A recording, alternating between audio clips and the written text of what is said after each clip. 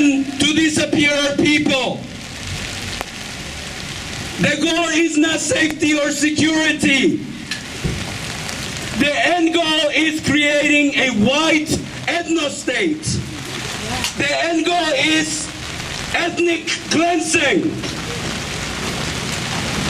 The goal is full takeover of our streets, our communities, and our country. And I have said it several times here in Danbury and throughout the state. It is up to us to stand up together and to resist fascism. Because we are all we got. Nobody else is coming to save us. We keep us safe. And with that, I want to also remind you to keep an eye around you. Make sure that you are aware of your surroundings. Before we continue, if you see anything suspicious, approach one of the organizers to let us know. Again, thank you for being here. Thank you for being here with us today. The first person that I want you to hear of is one of our leaders, Juliana. Juliana was with me on Thursday afternoon when we were ambushed by over 30 fully armed in military gear men over there in the parking lot of that courthouse. We were ambushed, children were ambushed, and we witnessed them taking children. You'll hear about the different stories of pain, not just from Danbury, but from around the state. One of the people that they took is a child who had to go to that building that is not keeping us safe, that is not keeping our community safe. Because Danbury police arrested him due to a noise complaint for playing music too loud. Because he is 18 and he is being an 18-year-old. Today we don't know where he is. We witnessed the pain, the fear, the sadness. I saw it in his eyes. I have woken up screaming every night because I cannot stop seeing his face.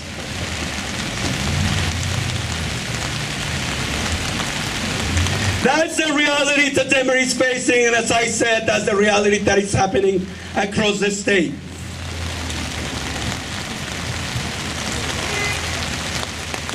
And I know that probably if it hadn't been for Juliana and all the other community members that showed up to stand up next to me, probably I wouldn't be here today. So I'm gonna pass it to Juliana.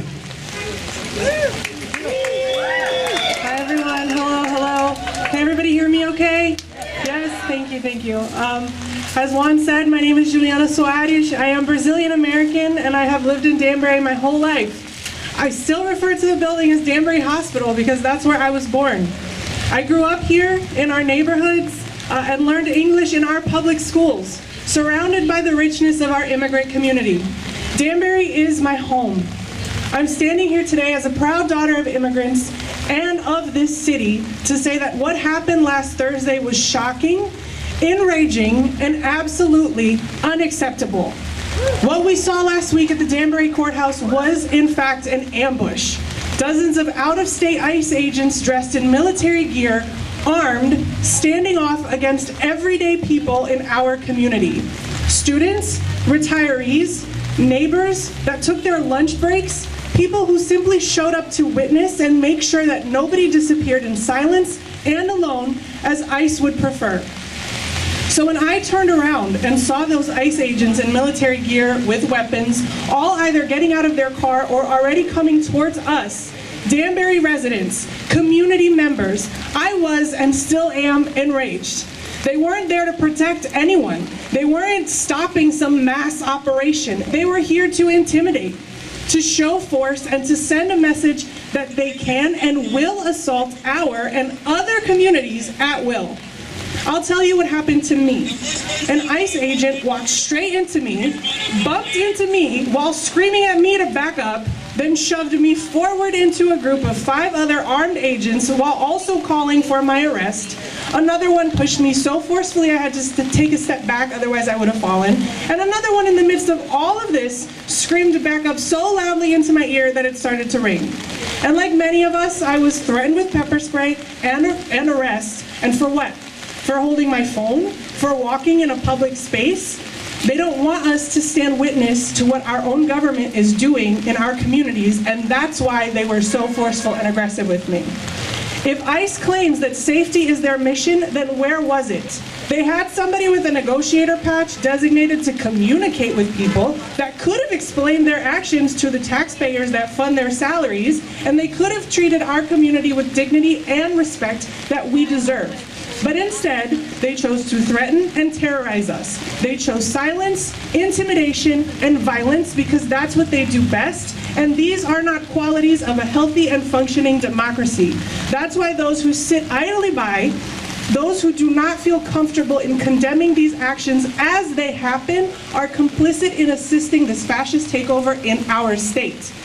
ICE left the courthouse last week by standing agents in the middle of the street, stopping cars with no regards to traffic safety, parked on sidewalks, and sped off, with one of them even flashing a peace sign at us as they drove away. I want to be clear, this is not just about Danbury. When they practice this here in a small city, it's because they're preparing to bring it to other and bigger cities. If they can intimidate and brutalize our people here, they will repeat it elsewhere. It never was and is just about immigrants. It's a threat to all of us. Democracy only works when people can participate in it without fear, when families can show up to school, to work, and to court without the threat of state-sanctioned violence and kidnappings. And that's why we're here today, demanding that our elected officials on the state level get ICE out of our courthouses. When ICE takes people out of the courthouses, they are not just targeting immigrants, they are undermining the very idea of liberty and justice for all that I grew up learning about and reciting here at Shelter Rock, at Rogers Park, and Danbury High School. We also urge our elected officials to actually stand united, not just in words, but also in action, to protect and defend the people of Danbury, as was said. Prevent local law enforcement from assisting ICE, such as allowing them to use city property without a warrant, sharing surveillance footage, setting up traffic perimeters, or coordinating with their enforcement actions, or just letting them park on our sidewalks and walk away without citing them as you would for regular residents. Prepare local families with resources. Ensure that the local school district has the support and resources to do family preparedness workshops with the families that are living in fear every day. Defend local sensitive locations. The city must create a plan of how the city would respond if and when ICE agents and vehicles are reported to be waiting outside school zones and hospitals. In the meantime, we cannot let Danbury be a testing ground for fascism, and we will not stop witnessing and recording what ICE would much rather do in silence. Last week, we stood together. Those same retirees, those same students, parents, faith leaders, and workers on their lunch breaks. We all refused to look away. We refused to let people be taken in silence, and we will continue to do so because history will remember that communities like ours stood up and refused to be silenced in the face of injustice. Because no matter how much ICE tries to intimidate us, no matter how loudly they yell in our ears, we are still louder when we're together. No matter how much force or strength they try to show, we are always stronger together. Thank you so much.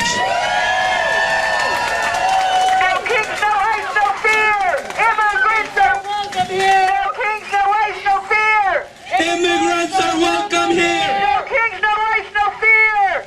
Immigrants are welcome here! No kings, no ice, no fear! Immigrants are welcome here! No kings, no ice, no fear! No, immigrants are welcome here! Woo! Woo! I know you're getting cold, but I can't hear you.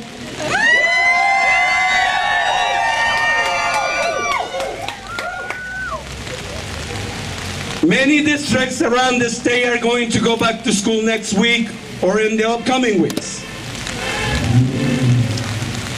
We know the story about a New Haven student that won't be able to go back to school because he was kidnapped. His friends will go back to school and will see his chair empty because he has been disappeared by the state.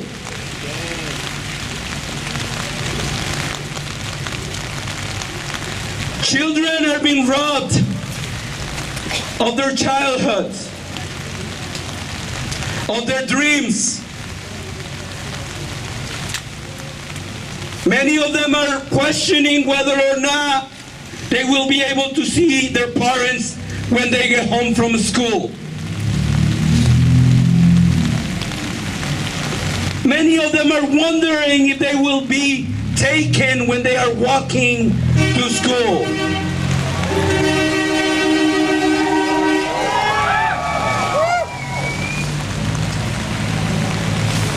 Ezra's story will never be like Julie's story.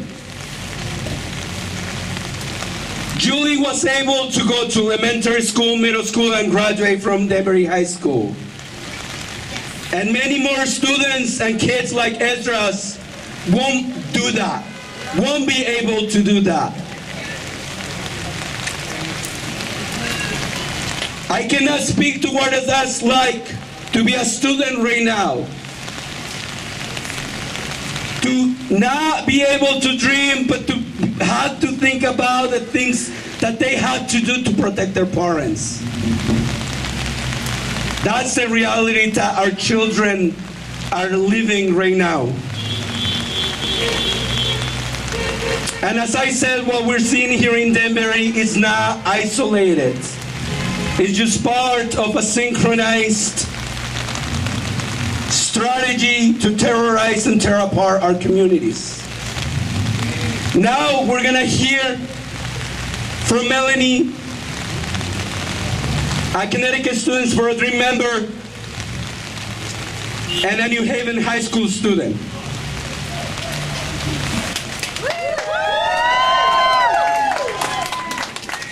Hello everyone, can y'all hear me? Good afternoon everyone again. My name is Melanie and I am a senior at Wilbur-Cross High School in New Haven. I am also a member leader with Connecticut Students for a Dream.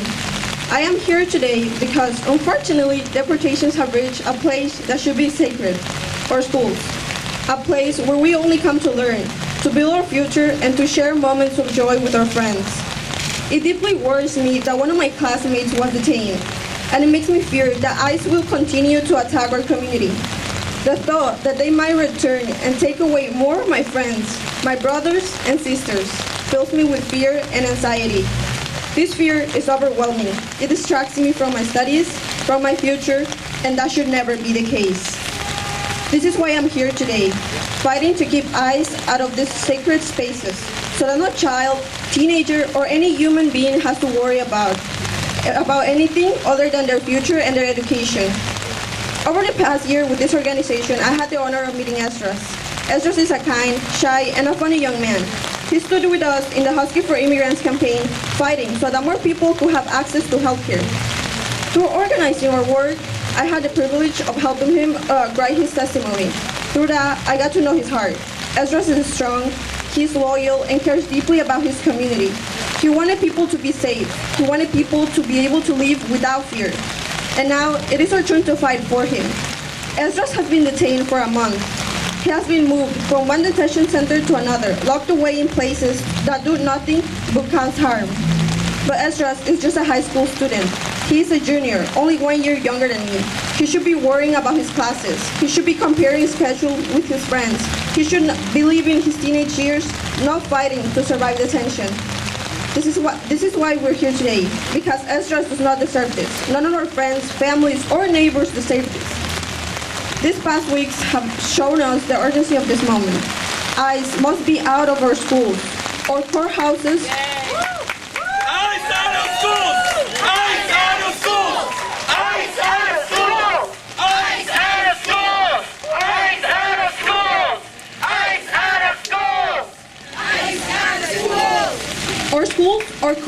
prisons and our communities are not hunting grounds. We say no to mass deportation, no to raids, and no to fear. We say yes to dignity, safety, and a Connecticut where everyone can belong. Right now, our neighbors are being stalked, abducted, and terrorized. Our leaders, from the governor to our mayors, must act boldly, protect our information, keep eyes out of courthouses, stop local collaboration with raids, and defend our families. The time for silence is over. The time for action is now. So I am calling on our legislators to stand with us, protect our community, and take action in the coming special session. Protect young people like Ezra's who only want to serve and give back. And stop companies like Avello that are deporting our friends and are separating families.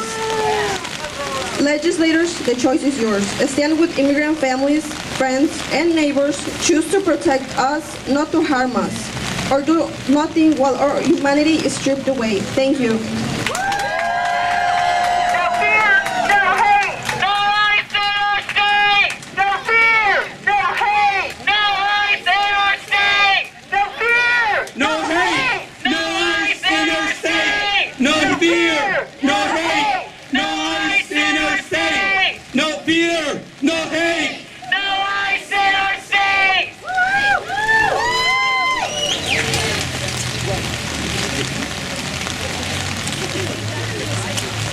For the media, if you, it's hard to see who are you right now, right, because of the rain. But if you want to get the full names of all our speakers, our media person is Carolina. She's over there, so you can go and look for her. And I encourage you to stick with us through the rain, because it is your duty to record what resistance looks like. What you write and what you film and what you record right now will be studied by our children in the future. That's what you have been tasked to do. And we thank you for being here. And I ask you to continue doing that. Because they can take everything from us. They have the power to take our loved ones. We are seeing it. They have the power to rip our humanity away, and we are seeing it. But one thing that they don't have the power to do is to take our collective memory away. And you will help us ensure that we document the resistance and the fight against fascism today, right now.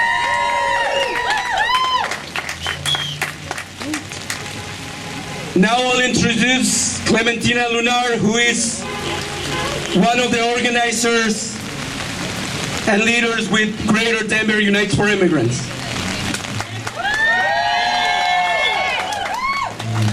Hi everyone, thanks for being here on a rainy day. I know it sucks, but that's how we feel. That's how our hearts are crying, because we're missing so many members of our community. I'm here as a mother. I'm here as someone who raised 3 children in the school system. They were able to get through and talk about how it is, how it was before when they attended the public school system here in Danbury. I just heard that young lady who spoke about that person who's not gonna be there in the classrooms when school starts. It's so sad. Now I'm gonna talk about what's happening, what is happening with those families who are missing the loved ones. What is happening, how the community is missing them, how painful it is. His mother can't stop crying. She says she's supposed to protect her children even if they are young adults. But she can, even though he didn't do anything wrong. His younger sister says that he is her role model and helps her with her homework. His younger brother says he watches them when their mother goes to work at nighttime. A young person giving up and submitting to deportation, even though it's unsafe for them to return to their home country. And they have grounds for a stay of deportation because the conditions are so horrible in the detention centers that they would rather risk death than stay any longer where they are. These people are not allowed to take a shower. These people are being giving minimum food. These people are being chained for up to 16 hours, hand and feet. They are in rooms smaller than your bathrooms at home. 16 of them. AC to the fullest. They are getting sick, no medical, no one to be there with them to encourage them. They're far away from the states that they were lived.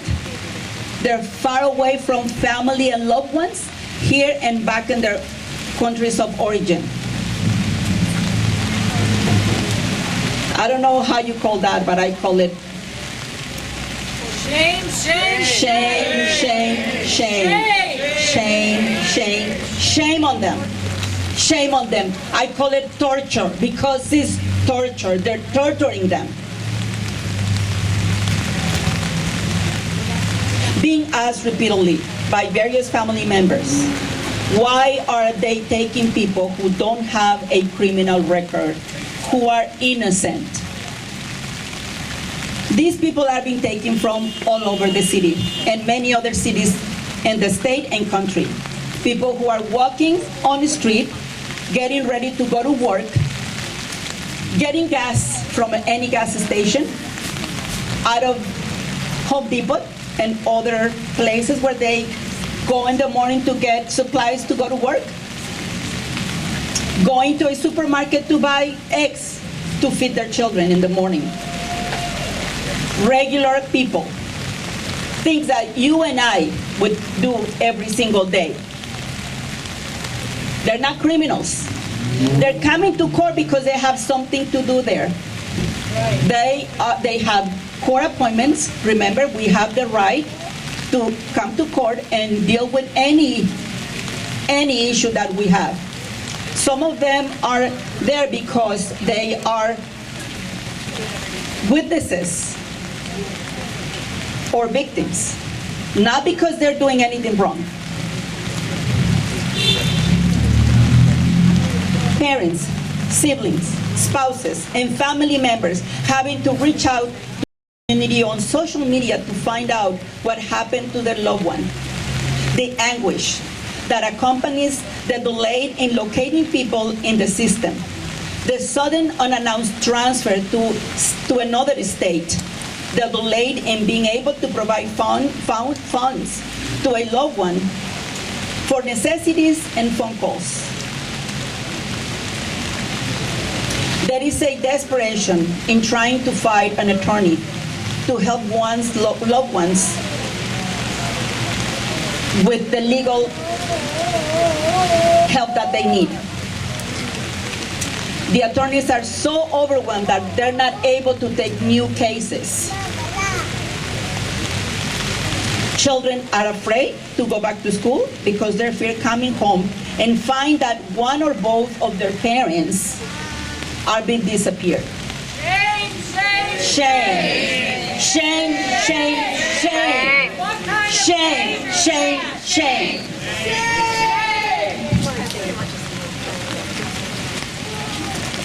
Men are afraid to do day labor work because someone may call ICE rather than pay them.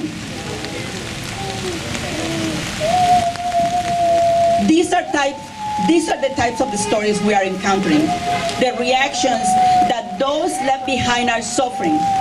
The fears of members of the community. These are the realities of our immigrant neighbors. These are families who live and work among us.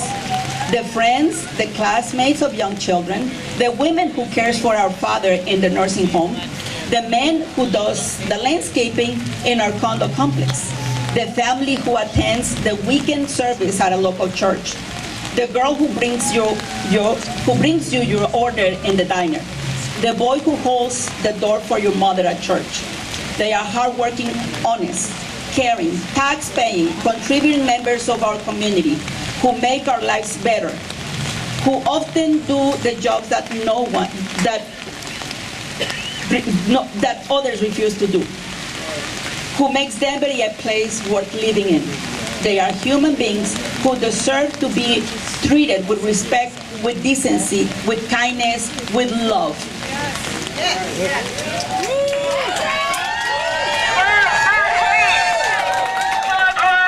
Love, not hate. Makes America great. Love, not hate. Makes America great. Love, not hate. Makes America great. Love, not hate. Makes America great. El pueblo unido jamás será vencido. El pueblo unido jamás será vencido. El pueblo unido jamás será vencido.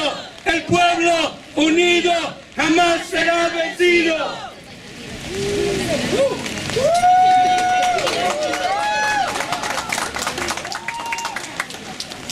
For the past 6 months, Greater Danbury Area Unites for Immigrants has been working on doing everything that we can to keep our families safe. We have also been looking for families who are afraid to come out after one of their loved ones was kidnapped.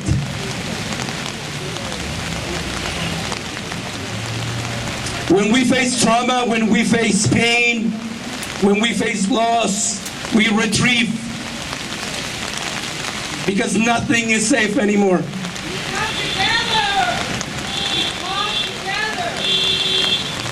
That is the reality for our families.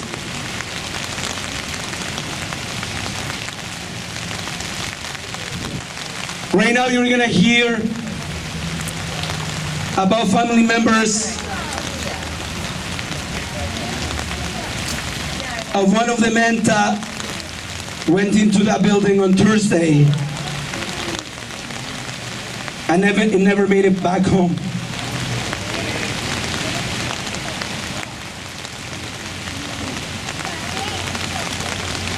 We still don't know where he is. And it is important for you to bear witness and to listen to the pain and the suffering of the people that are left behind. And I'm calling on all of you to join us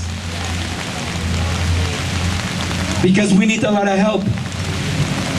Trying to provide support to families after they have been destroyed. It's mentally draining, exhausting, and all the needs that families have had for years come to the surface and get exacerbated. So I'm gonna pass the mic to family members of, again, one of the people that is not longer here, is not longer able to go home and see his mom, his sister, his partner, because that's the reality that we're in.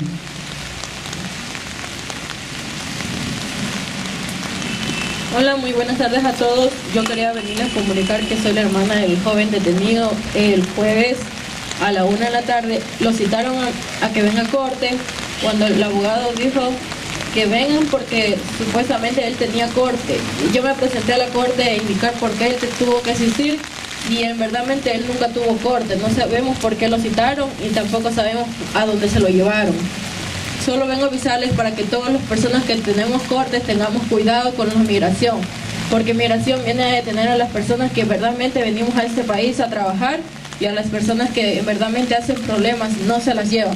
Por favor, todos tengamos cuidado con migración. Gracias.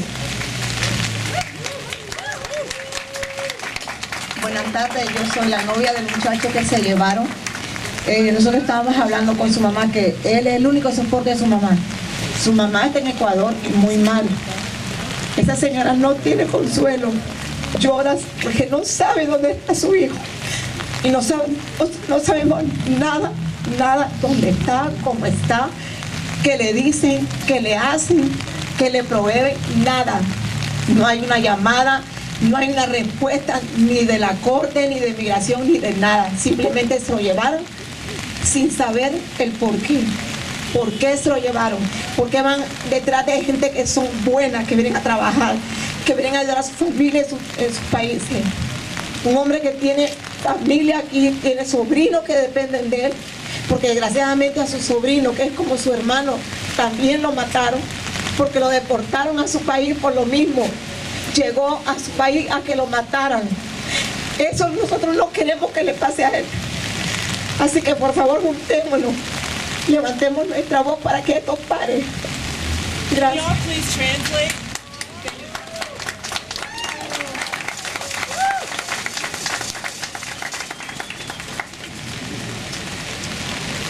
That's, again, the sister of one of the people that was taken on Thursday, August 14, at around 1 p.m. That's also the partner. Her sister still doesn't understand why he was called to come to court, because he didn't have a court appointment. He came in, his sister came, and he was taken. They still don't know where he is. He was one of the main providers for his sister, for his nephew, for his mom, who is in Ecuador, sick. His partner is sharing with us that his mom has not stopped crying because she doesn't know where he is.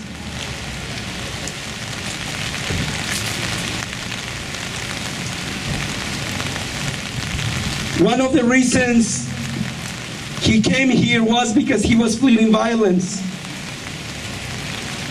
His brother was deported and was killed in his home country. That is the reality, folks. That is what our families are facing.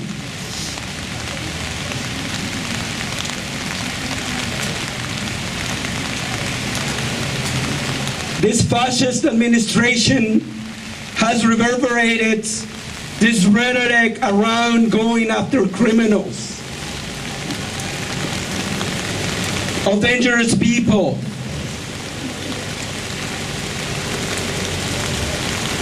And there are other leaders in the state, in our community, who have bought into that narrative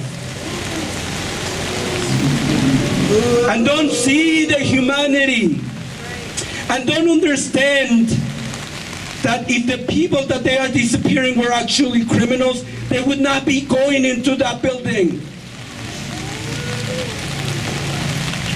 They would not. When I wake up at 5 in the morning and I drive around the city to alert our families and our community around ICE presence, I see men getting ready for work.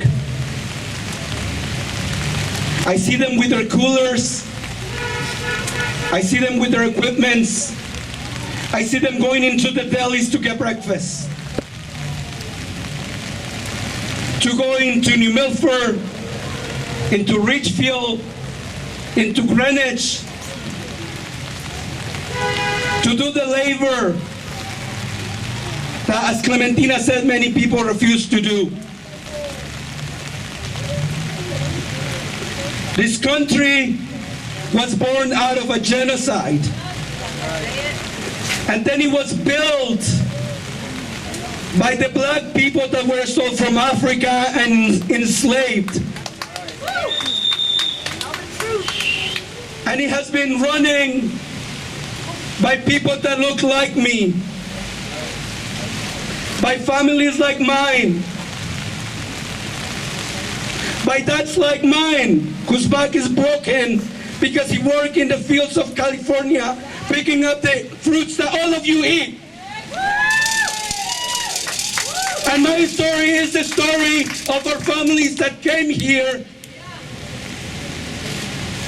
because this country for years, for decades, for centuries has destabilized every other nation around the world.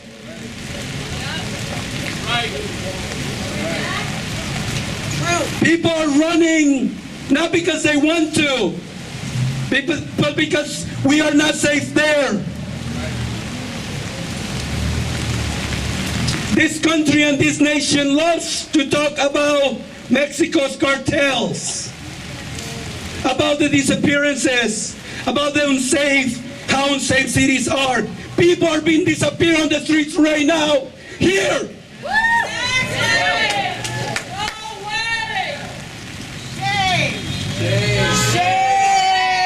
And it is up to us. It is up to the leaders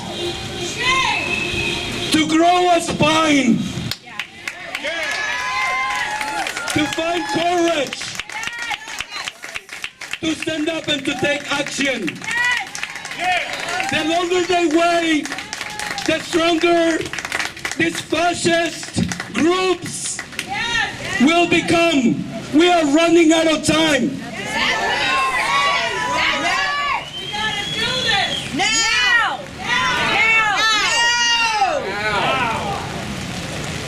We need people, we need leaders who are willing to stand next to us and to put their bodies in the line to keep our families safe. To stop the construction of concentration camps.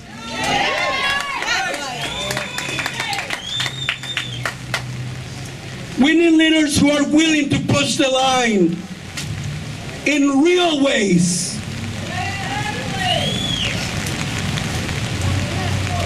Press releases won't keep families together. There we go. Say it. And the people that only do that know that.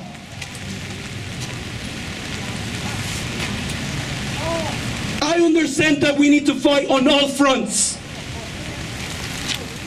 I understand that we need to build a resistance in all fields. And we need to understand that we need to find people who are willing to fight in real ways.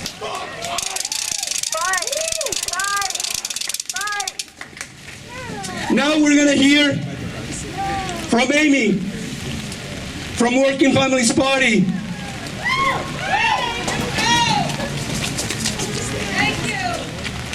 Who will share about her story and the work that she has been doing in the state to ensure that we build the resistance that we need right now.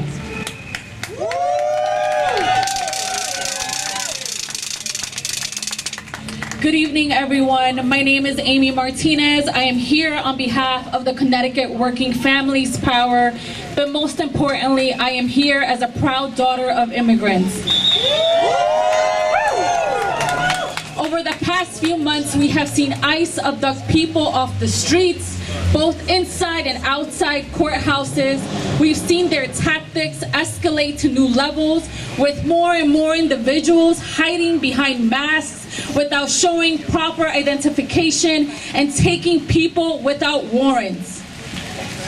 However, what we have also seen in the past few months are new groups like the Danbury Unites for Immigrants and Stanford Norwalk United for Immigrants, organizing in their community to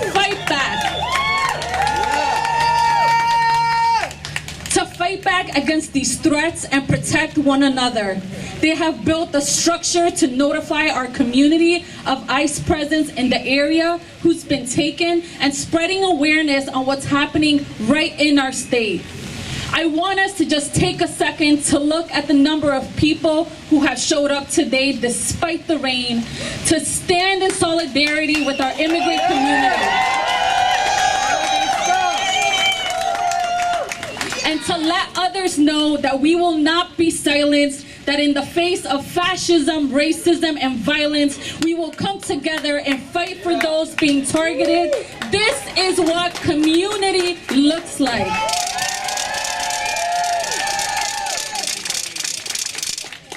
In this moment, in this fight, we need to use our collective voice to continue to spread awareness and work with our elected leaders to use their platform to do the same. We need elected leaders to call out the inhumane actions being conducted by ICE to their very own constituents and to pass laws to protect our people. We cannot allow for anyone in our community to be forced to live in fear. There is this false narrative that we're bringing too much attention to our cities through the work that we're doing. But it is no secret that in Danbury, it is one of the most diverse cities in our state. It is no secret that Danbury is rooted in its immigrant community. But it is also no secret that Danbury has been a target for ICE since day one. The actions we've seen in these videos aren't new. These kidnappings have been taking place for months now. And yes, we have a long road ahead of us, but together we'll continue to spread awareness and organize our communities. And as I always like to say, when we fight, we win. When we fight, we win. And when we fight, we win. Thank you.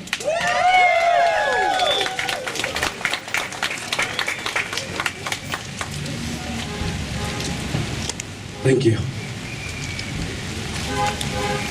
We have Senator Blumenthal with us today. And as I said it previously, we don't want another statement.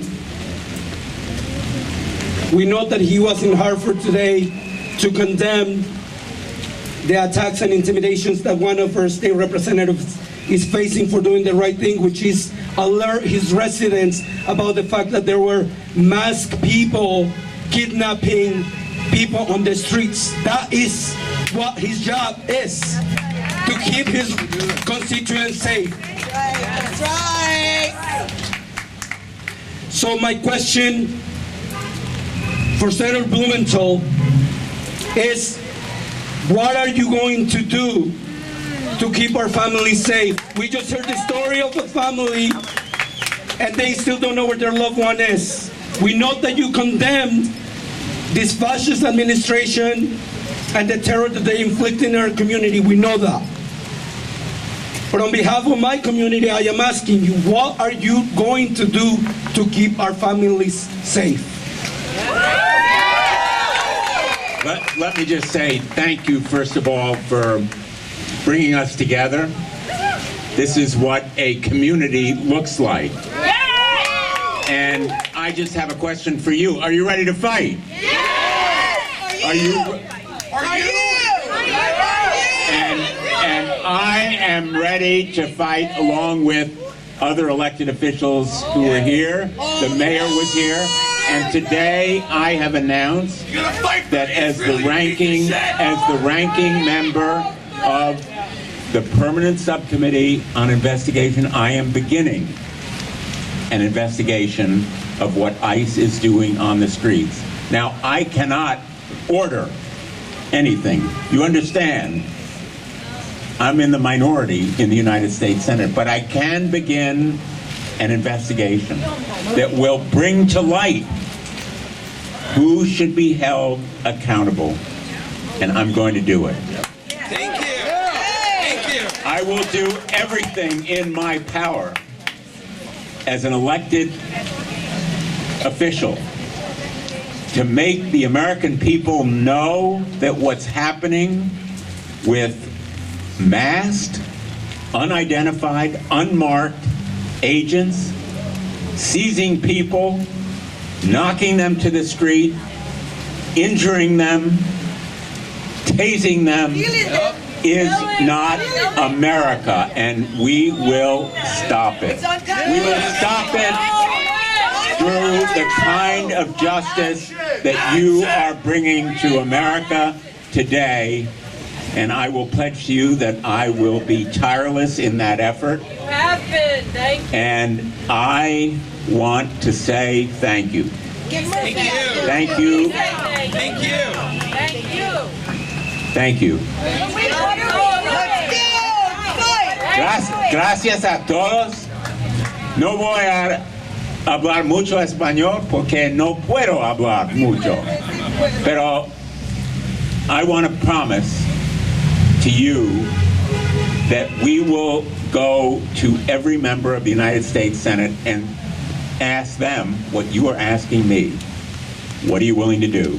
Where do you stand? You will be held accountable.